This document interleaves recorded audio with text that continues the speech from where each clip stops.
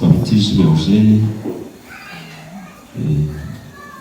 Yesu yangiriye neza, mpagakiza, nari ndushye, afite icyerekezo, angirira neza, mpagakiza, ntabwo byari byoroshye. Mumfashe duhuze ibiganza, izo mbabazi yangiriye, tumukorere amashyi menshi.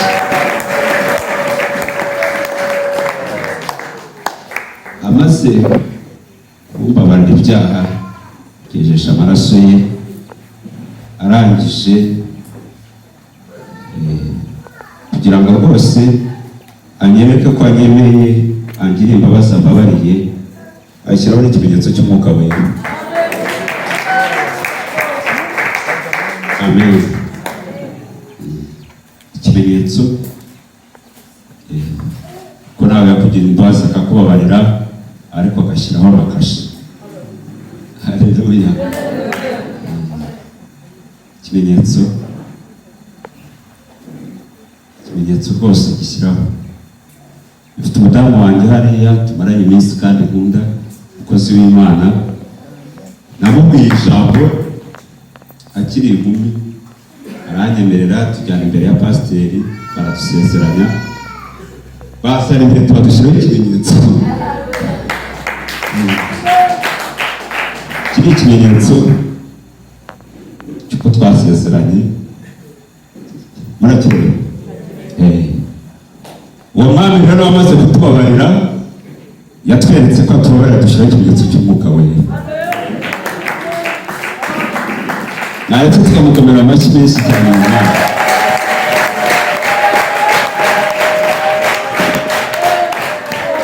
Ikimenyetso rero nicyo kirimo impano ze, nicyo kidushoboza kudukorera, nicyo cyatumye tuhinduka bizerwa kugira ngo dushobore gukora umurimo we. Ndamushimira, Imana ihabwe icyubahiro. Njyewe Yesu yanyujije ngira ngo birenze nk'ibyo abandi, kugira ngo abantu jya ubuhamya, nakishijwe nciye biturutse mu ndwara.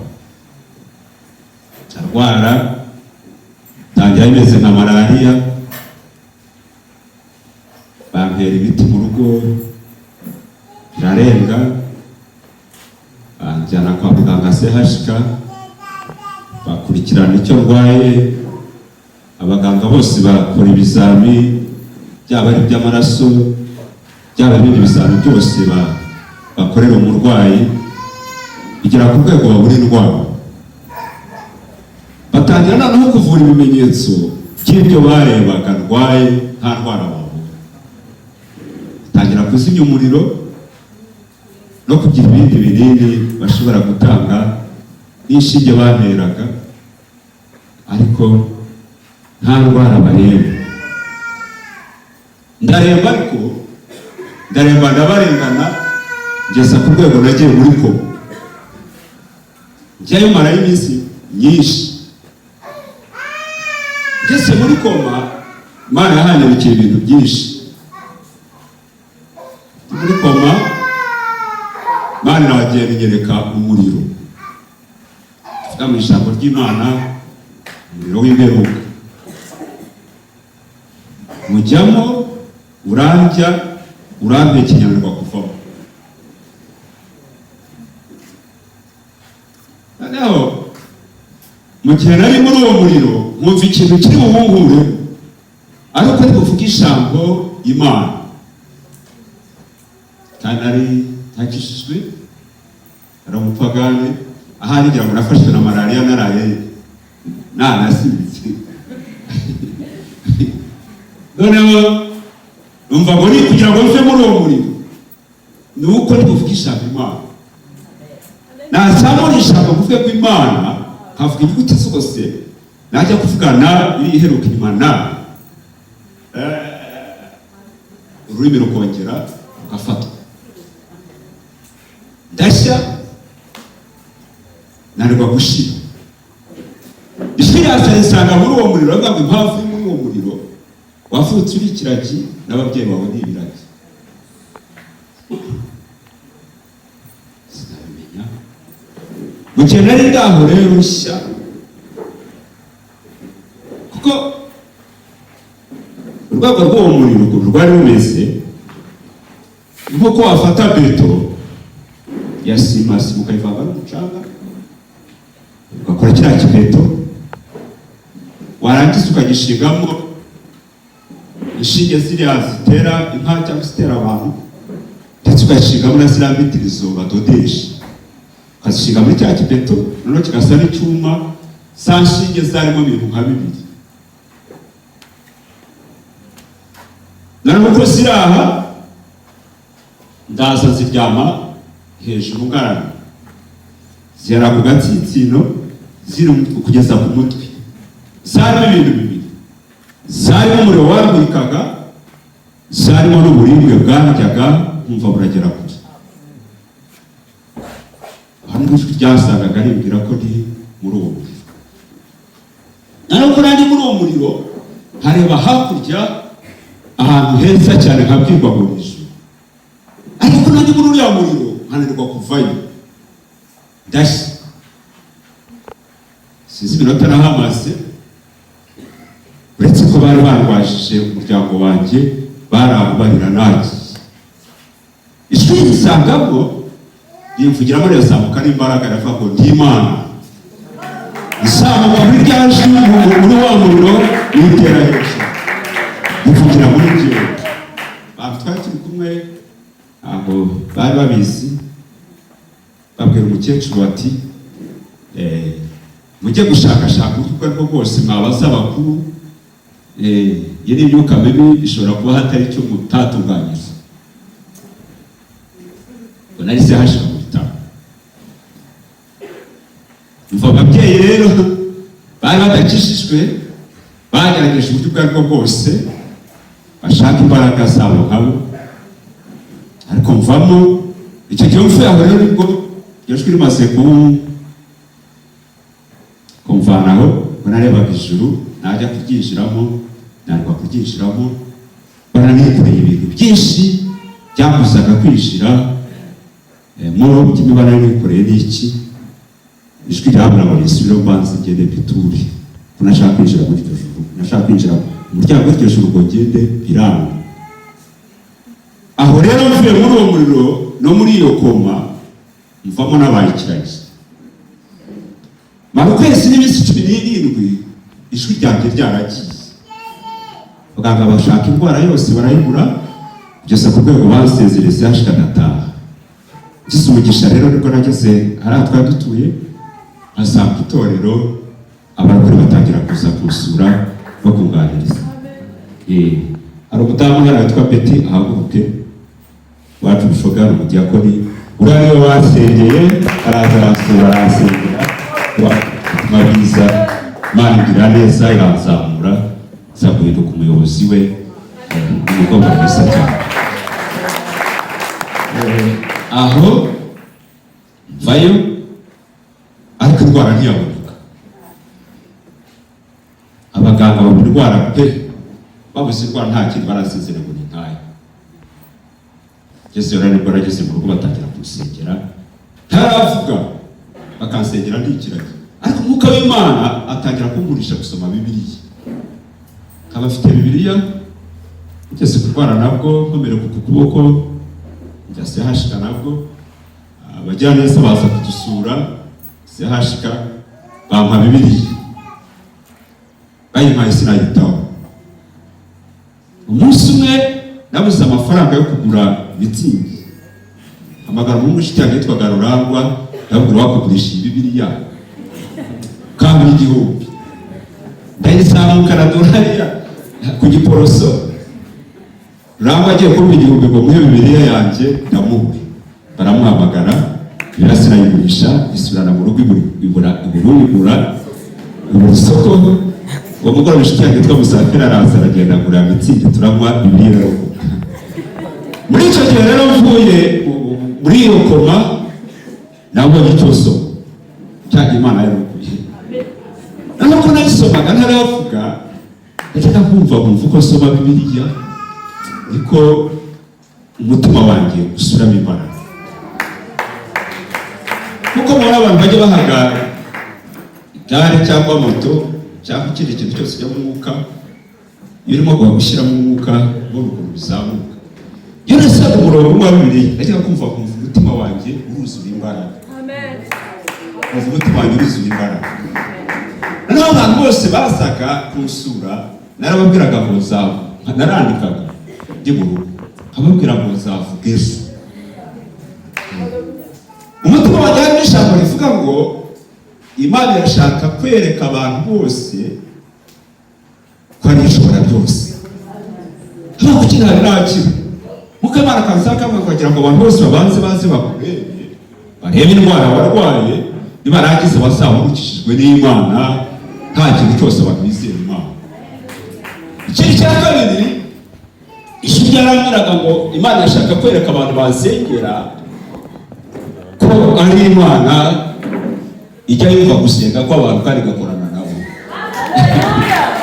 Rero ibyo bintu byari mu mutima wanjye nibyo byanyumvishaga ko isaha yanjye yo kuvuga izajya igihe cyose nkavuga. Hashize rero iminsi 42 ukwezi n'iminsi 17 ndi mu rugo uko umukecuru yari abimenyereye abagana mu rugo ntavuga baza kunsura tukandika. Byari nka saa 5 maze gukaraba nkaryama. Umukecuru arateka ahishije araza akuraho timbe atutishi ko ntabwo navugaga ikarame mama ariko yasanze ndimo gutekereza ku nkuru z'umugabo witwa Sawa kuko ubona avuga muri birasire ntangira kumutekereza hanyuma gutekereza mama asubira inyuma aravuga ati wavuze ninavuze agenda yirukanka nze yari hanze tangira kuvuga ati Bikira Mariya wabyajije umwana wanjye amezi 12 ifite no murumuna wanjye umwegera kwa gatatu ibyo yari yaratinze bimaze amezi hafi 10 murumuna wanjye arafuka. Umukecuru amwita Nsengiyumva kuko yasenze amezi yose agashaka akavamo ntacyo abaye muri iryo zina ry'abamuzi baramuzi. Naratangira kuvuga Bikira Mariya ndimo mudigaruka hano tubaze dushima Imana. Araza arapfukama dushima Imana ururimi rwanjye ruva mu buryo Imana igakora gutyo mwuka Imana nzamo gutyo badakishijwe nanjye ndiga umuhigo ndavuga ngo nzamukorera. Ikindi ndiga umuhigo ndavuga ngo Mana nanjye n'ubushobozi nzakura abantu aho bamuye mu ndwara. Ubuzima bwanjye rero kuko indwara yarangiye iyo mbona umuntu urwaye ngira umutwaro hakunda kumusengera cyane kandi Imana yanyumvise ikumva babete n'abandi basengeraga. Uyu munsi iracyariho n'uyu munsi hari abantu yabahora ubuzima bwabo. Iyo mfuruka rero y'indwara n'urwo rugendo rwose niho nakishijwe nza mu nzu y'Imana. Imana irambabarira impa umwuka wayo nababwiraga ndetse ubona ndiwo kwizerwa impangira umugaragu wabo kugira ushobore kuyobora abantu. Kandi mu myaka 20 maze nyobora umurimo w'Imana Imana yabaye mu ruhande rwanjye kuva natangira umurimo sinivovota umurimo Imana yampaye n'abafite barabizi. Kandi myaka 20 ntabwo nayoboye abantu beza gusa ariko umwuka w'Imana yanjeho aranshoboza. N'uyu munsi nubwo dufite urugendo rumeze gutya nubwo bimeze gutya ariko sinshobora kwivovota kuko ubuntu bw'Imana iyo Mana ndayishimira. Iyo rero yangiriye neza iri hano uyu munsi kugira ngo ugire umuntu w'umugisha cyangwa ikura mu mfuruka yose mwihari. Bishobora kuba Imana y'umugisha mwinshi warakoze kutwakira ndetse by'umwihariko ukaduha n'umwanya kugira ngo dushobore kuvuga ijambo ry'Imana. Mufashe kumukomera amashyi n'umuryango we ndetse n'itorero. Nk'uko Sibaka yabivugaga mwahindutse abavandimwe mwahindutse inshuti zacu muradufasha cyane. Yesu ashimwe. Kenshi muradufasha urugendo ni rurerure abadamu bamaze iminsi badashobora kuza bari baradusabye ibindi bikorwa tugomba gukora noneho basanga mu mitugudu turaganira n'amafaranga make bari bafite nyabakuramo njya gukoresha ku rusengero. Niyo mpamvu rero mwabonaga muri iyi minsi byasaga n'ifite icyuho, nta mbaraga bagifite kandi ubushobozi bundi buba budahari, ariko abagerageje bakagira icyo bakora kugira ngo bikomeze kudufasha. Imana ibahe umugisha mwinshi cyane, tubasabira umugisha. Habaye inshuti zanjye, abarimu, Imana ibahe umugisha. Yaramuriye ageza mu rugo rwe muri ya minsi mikuru mu kwa 12, yageze mu rugo rwe dusangira iminsi mikuru. Imana ibahe umugisha. Abandi bagabo benshi duhura bakadufasha, bakadushyigikira, bakadutegera amamoto tukagenda. Itorero ryabaye abavandimwe, tubasaba umugisha. Imana ibahe umugisha. Nongeye kubisubiramo kuko mfite umugisha. Uyu mugabo Reverend yakiraga n'umushumba wanjye, yishijwe ubona ageze mu biganza byabo, baramwuba ariko baransengesha, bamara umusivile yose, bambwiriza ijambo ry'Imana, bafata ukuboko. Ivugabutumwa rya mbere natangiye rya Nyo, Mzee Reverend niwe wantwaye akajya mu minota 15 akama 20 mu matorero y'ababereye abayobozi. Ushobora wakoze kuza kureba aho itorero riri ndetse n'umuhungu wawe. Imana ibahe umugisha mwinshi izina rya Yesu. Njya gutangira gusohoka kujya kubwiriza hanze, iwe wajyanye turajyana, ndatiruka ndabwiriza. Imana ibahe umugisha. Njya kuza uriya mukobwa yambaye inyana nziza y'igaju, nifite yayo n'umusaza. Aramunda cyane, ndajya muvuga ubutumwa, yava yamaze iminsi nk'ukwezi, akampamagara ati ndashaka ko dusangira. Kanjyana ahantu heza, ati fata icyo ushaka, tukabona n'amasaha angahe. Rero wakoze none kuza kutureba. Imana ibahe umugisha mwinshi. Itorero rya Mushoka bakagurana n'abandi. Imana ibahe umugisha. Mwarakoze cyane kuba mutwarana kandi twizeye ko Imana izatugirira neza. Abakozi b'Imana, Imana ibahe umugisha mwinshi. Twishimiye kubana namwe mwese muri rusange. Tutavuze wenda amazina yanyu, iminota yagiye, ariko ibyo nabyo byari ngombwa kandi no gufata urase ku ntego mu gihe gitoya, tugafata n'akanya tugasenga. Imana ibahe umugisha. Kabatu bahe intego y'ijambo kugira ngo dusangire. Iravuga ngo Imana ikeneye ijwi ryawe. Imana igisite yitegereje. Imana itegereje ijwi ryawe. Abandika bajya bashobora kwandika yego babazanye tutabo. Hari umusaza nkunda cyane, uyu musaza rwose aba afite inzara n'inyota yiga. Ku cyumweru yarambwiye, Pastor Dion amaze kutwigisha, avuga ati Imana yarabazanye muzaga kuva cyangwa kuguma aha, maze gusa musoza kaminuza muzeva kwaye. Imana ibahe umugisha. N'abantu bandika rero tw'ijambo kugira ngo dusangire. Imana itegereje ijwi ryawe. Dusome ibyanditswe 3, ushobora kuvugaho 1 cyangwa 2, ariko abandi basoma cyangwa bagera mukabisoma, avugaho igihe gikwiriye. Hasigaye ntasoza, ntabwo ari bwice gahunda y'umushumba, kuko kwica gahunda nabyo ntabwo ari byo. Usoma mwiza ushobora kudusomera. Turasoma igitabo cy'Abacamanza ibice 3 umurongo wa 7 kugeza ku wa 11.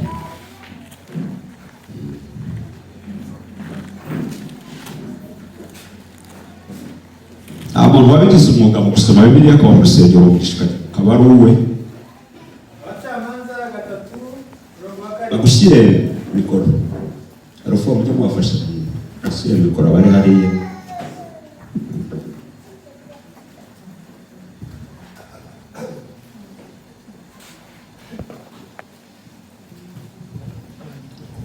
Ye tumaze usome neza. Urari umusore ugira mwete, arirukanka cyane, ariko namugende ngo usome 3 umurongo wa 7 kugeza ku wa 11. Abacamanza ibice 3 umurongo wa 7. Kamemba nawe ufate Zaburi ya 107 umurongo wa 26 ugeze ku wa 30.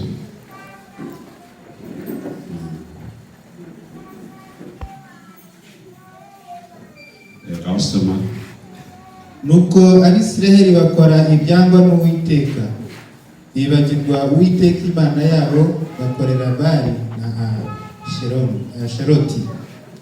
Nicyo cyatumye umujinya w'Uwiteka ukongera Abisiraheli, abahana mu maboko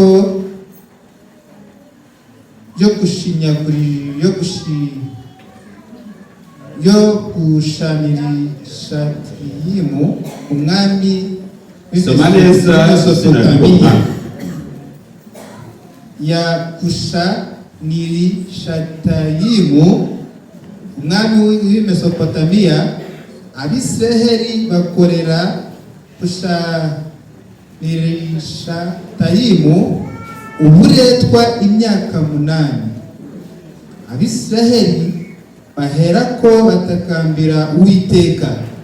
Uwiteka abahagurikiriza umuvunyi witwa Utiniyeli mwene Kenazi, murumuna wa Karebu, ari we wabakijije. Kandi umwuka w'Uwiteka amuzaho, aba umucamanza w'Abisiraheli. Arahaguruka arabatabara. Uwiteka amugabiza Kushanirishatayimu umwami wa Mesopotamiya, aramunesha. Nuko igihugu cyabo gihabwa ihumure imyaka 40.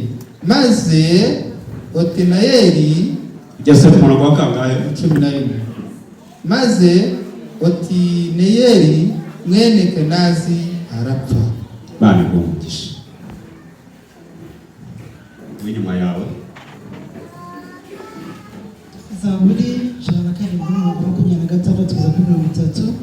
Dusaba mu izina rya Yesu. Barazamukaga bakajya mu ijuru, bagasubira bakamanuka bakajya ikuzimu.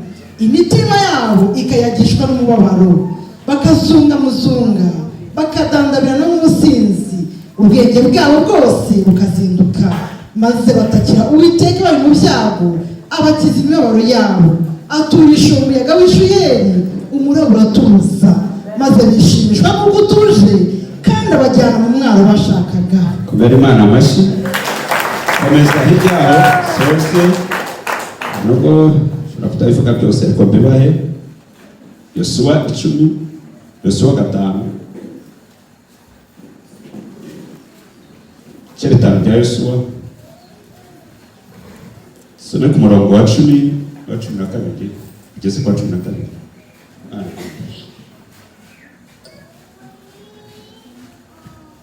Yosuwa 5. Murongo wa 10 ugeze kwa 12. 5:12 dusome mu izina rya Yesu. Baziririza ibya Pasika.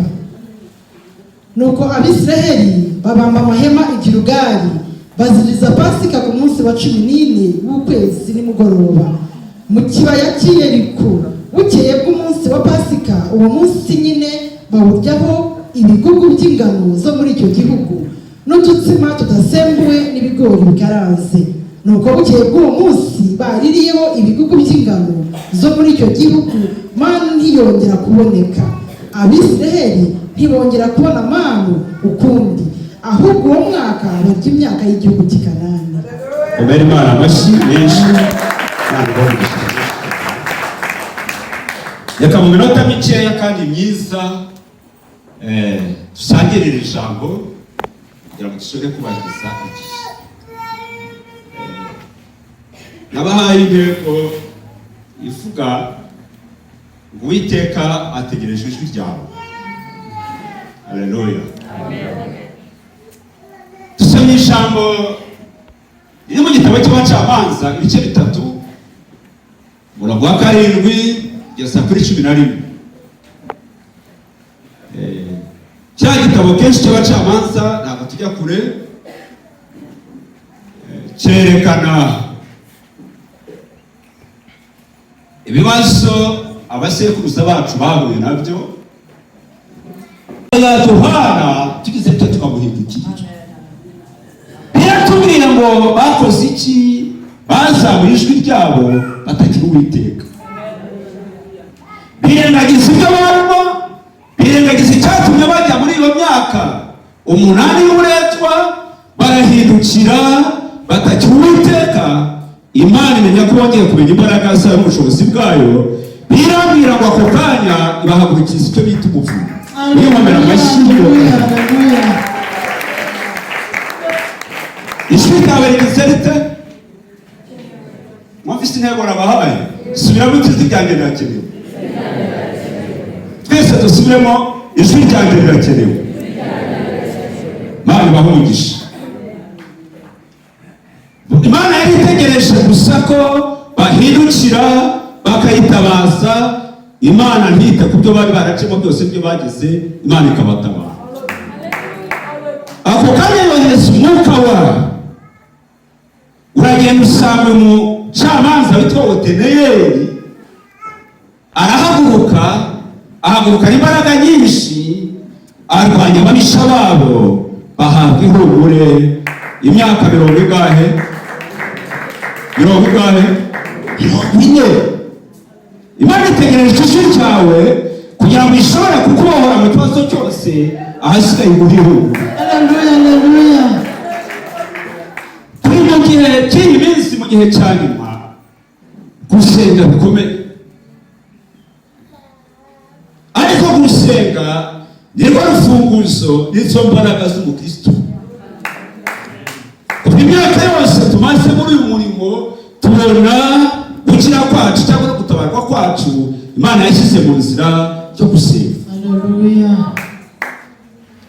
Abagabo barasenze, Imana aho yari iri ireba umuntu wari uri aho, bagiye imushyiramo umwuka, imushyiramo umwuka w'ubutwari, arangije arahaguruka akererwana n'ababisha babo, uburetwa bari bafite bubakuraho. Senga aho Imana izacisha inzira ntabwo ari ahawe, usetse ko izatanga inzira, uburetwa bwose ubwo aribwo bwose bwagukuraho bukagukurwaho. Haleluya. Haleluya. Imana itegereje ijwi ryawe kugira ngo ishobore guca inzira aho itari iri. Imana itegereje ijwi ryawe ngo itunganye ibibazo biri ku rugo rwawe, itunganye ibibazo biri ku bana bawe, itunganye ibibazo biri mu kazi kawe, ibibazo by'ibyo byose, ahasigaye gukureho icyaha uburetwa, iguhe ihumure. Haleluya. Haleluya. Itegereje iki? Ijwi ryawe. Nawe warumvise gutaka kwawe, reka ntware umwuka wanjye. Buri igisubizo cyacu hafi ya twese kiri mu bantu. Senga Imana izashyira umwuka wayo ku muntu ufite igisubizo cyawe, agufata ukuboko. Akazi ushaka kari mu bantu, ibintu byose ushaka biri hagati mu bantu. Ntabwo batekerezaga ko igisubizo cyabo kiri kuri Oteneyeli. Bagombaga kubwira Uwiteka, Uwiteka agashyira umwuka we kuri Oteneyeli, Oteneyeli agahaguruka akaba umuvunyi. Icyo bita umuvunyi. Wasenga ibyawe byangiritse, n'umuvunyi w'Uwiteka akava n'ibigwano, akaza agatanga igisubizo cyawe. Imana ikeneye ijwi ryawe muri iyi minsi kugira ngo ishobore kugukiza no gushyira inzira bitanu. Haleluya. Haleluya. Itegereje ijwi ryawe ngo ikuzanire icyo ukeneye. Tegereje ijwi ryawe ngo uguhuze n'uwakwera igisubizo cy'ikibazo ufite. Amen. Haleluya. Turiruka badusomye iri jambo, reka nihute kugira ngo ushobore kubivugaho nk'uko nabibahaye kandi dushobore gukoresha igihe neza. Dusomye iri jambo dushanze muri Zaburi 107, batangiye ku murongo 26 kugeza ku murongo wa 30. Twasanze inkuru y'abasekuruza bacu bari mu rugendo bagiye. Igihe bari mu rugendo batari bagera mu gihugu cy'isezerano, bahuye n'ibibazo bikomeye cyane. ibikomeye bakora amaboko ya Farawo, bakora ibikomeye bambutse inyanja itukura, binjira mu butayu, bahamara igihe kirekire. Igihe bari mu butayu byari bikomeye ubuzima bwabo, kugira ngo bashobore kubona icyo kurya, kugira ngo bashobore kubona ubutabazi, nuko Mose yagombaga kumanika ukuboko agatakira Uwiteka, Imana ikabatabara. Iri jambo yatubwiye mu gihe bagendaga, bageze hagati, bamwe imitima yabo irazinduka. Impamvu yarazinduka ikarara mu ijuru, ikindi gihe ikongera ikamanuka ikarara ikuzimu. Biravuze ngo barwaye ikizengerera, bazunga muzunga. Tekereza kugeza ku rwego abantu bagendaga, ariko kubera ibibazo bahuye nabyo, kubera ko batari bagera aho bajya, ibibazo bikabatera kuzunga muzunga. Imitima yabo yarazindukaga.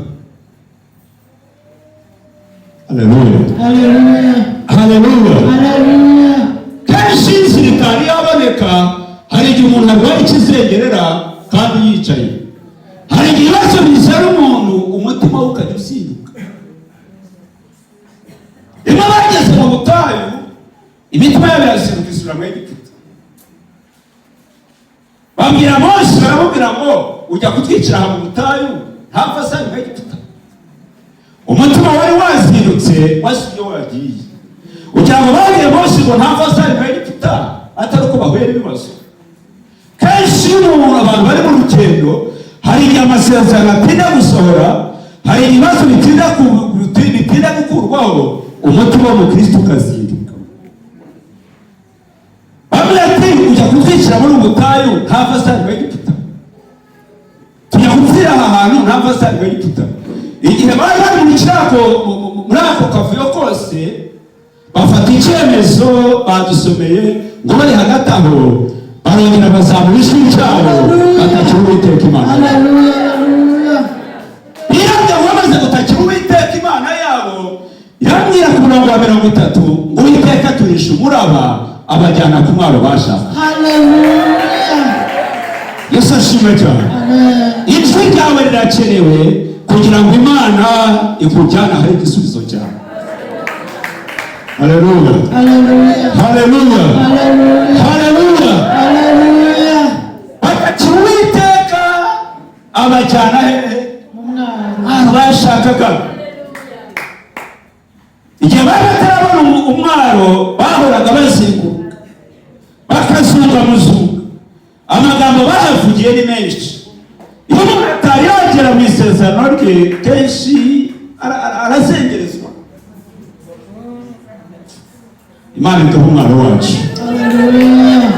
Ubusa aba bakecuru babonye baririmba, uzi ko babyuka saa 10. Rero abasore nababaza mubyuka ryakira mu mugere ryabe, baravuga ati saa 10 tuba twabyutse. Murebe saa 10 kuva ubushoga pfira kuri kaburimbo hasi. Ubu Imana ibagiye neza ikabaha umwaro wabo, ntibongere kuza ntibyaba ari ubuzima. Nahise abantu bava hakurya bakazamuka urugendo rwabo, bakongera bakamanuka umuhanda manuka wose kwaruka, ariko bakazamuka ku bwana rw'amagabo bakabiriruka, ntabwo barwaye ikizengereza. Usibye n'ikiri urugendo wasanga n'ikindi kiri mu mago yabo. Mureke rero twongere dusenge, Uwiteka Imana yumve ijwi ryacu, uduhe umwaro wacu, twongere gusubira ubuzima bwacu. Haleluya, Haleluya, haleluya, haleluya. buri Imana bashyiraho ka mikoro ku matwi yabo, nako ku rurimi rwabo bagashyiraho ka mikoro, none ugafata rikoti, bamwe bagenda bazamuka bavuga, bamanuka bavuga. Niba bavuga umushumba ko barusha, niba bavuga ibibazo by'abakize, niba bavuga ibibazo byo kuba badafite amafaranga, ariko washyira akantu gafata amajwi yabo bazamuka, byamera nk'ubafashe basekuruza bariya bacu, igihe ubwenge bwabo bwazindukaga bakarwara n'ikizere. Ariko nta kindi bagomba gukora, nta handi hari igisubizo cyabo, bagomba gutakira Uwiteka akayobora ku mwaro wabo bagiraga gute bashakaga. Yesu ashimwe cyane. Amen. Uwiteka yitegereje kumva ijwi ryawe, ategereje ijwi ryawe, bagufungurira inzira akujyane ku mwaro ushaka ubona igisubizo cy'ikibazo cyawe. Haleluya. Twasomye ijambo ngo ndashoje ngiye ku musozo. Twasomye ijambo riri muri Yesuwa ibice 5:10 kugeza kuri 12. Ahangaha bari bamaze kubona umwaro wabo, baramutse Yorodani, umwaro ubonetse bageze hakurya, bahindutse mu kibaya cy'Yeriko bambuka Yorodani. Ngo bahageze nta kindi bahasanze, basanze ibihugu byo muri icyo gihugu byabategereje. Ntabwo bashoboraga kubona biriya bihugu byo mu gihugu bajyagamo bakiri hakurya batarambuka Yorodani. Ntabwo bashoboraga kubona ibyo bashakaga hakurya batari babona umwaro wabo. Iyo Imana ikweretse umwaro wawe iguha n'igisubizo cy'ibyo warasize. Haleluya.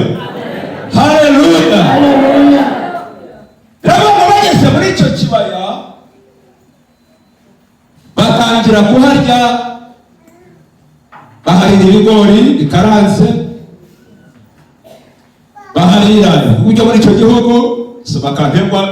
Bukeye bw'umunsi wa Pasika, uwo munsi nyine bawuryaho ibigugu by'ingano zo muri icyo gihugu. Ibigugu ni iki? Ni ibyo kurya byabo byari byarabategereje kuko bari baratinze. Imana itegereje ijwi ryawe, ibigugu byawe byo biri ahantu biragutegereje ngo biguhe. Amen, amen, amen.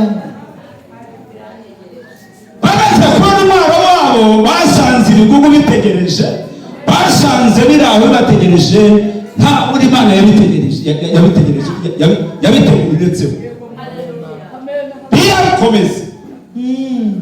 Nuko bukeye bw'uwo munsi nyine barya ibigugu by'ingano zo muri icyo gihugu n'udutsima tudasembuwe n'ibigori bikaranze.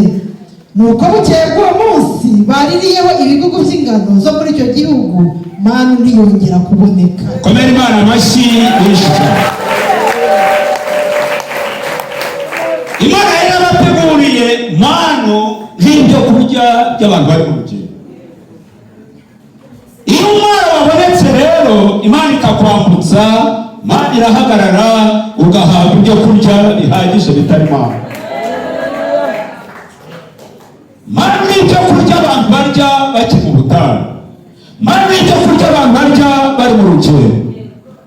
Uwiteka Imana yacu itegereje ijwi ryacu ngo iducire inzira, noneho tugere kuri Imana yadusezeranije, kandi bidutegereje birahari. Imana yarabiteguye. Haleluya. Ongera ushyiremo imbaraga, ongera uhaguruke usenge muri gahunda zawe, ongera ushyiremo umwanya wo gusenga. Imana izagucira inzira. Noneho ku murongo wa 12 dushoreje, barya ibyo kurya byo muri icyo gihugu bari barategereje. Iyi Bibiliya yuzuyemo amasezerano yacu, abanuzi barayatubwiye, natwe twarayasomye, ariko Uwiteka Imana ikomeye iduha ibyo kurya byo mu gihugu twasezeranijwe. Ibyo bihugu byacu yaduteranirije, iduha amahoro yacu nk'abana b'Imana. Haleluya. Haleluya. Imana yumva ijwi cyabo, ibayobora ku mwaro bashakaga, barambuka bagera mu gihugu cy'isezerano. Imana ibyo bari bategereje. Amen, amen. Ndagira ngo dusengaho nubwo abari iminota 2 cyangwa 3, kuko ntabwo navuga ko gusenga wanyuma ndekera aho ngaho. Reka dusenge. Imana itegereje iki? Ijwi ryawe. Sinzi uburetwa urimo, sinzi umwana udafite, ariko Uwiteka Imana, buri muntu wese, ubwo niba Imana itegereje ijwi ryawe, reka twese tube ku ijwi ryacu nubwo yaba umunota umwe. Imana ibahe umugisha mwinshi. Kandi turagushimiye uyu munsi, turagushimiye ijambo ryawe, amara yawe dutwite.